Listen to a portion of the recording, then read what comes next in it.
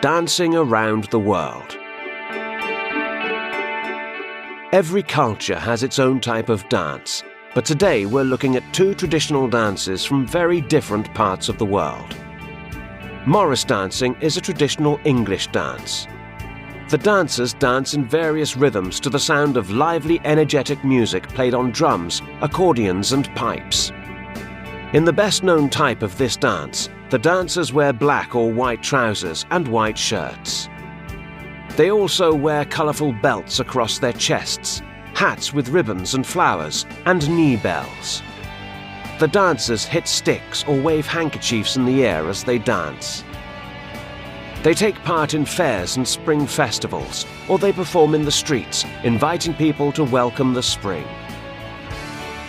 The Kara Zorga is a traditional Kazakh dance that is very popular even today. The dance is performed by a couple or a group of couples. At first, the women and the men dance separately, but they end up in pairs. The men usually wear traditional shirts, trousers and waistcoats.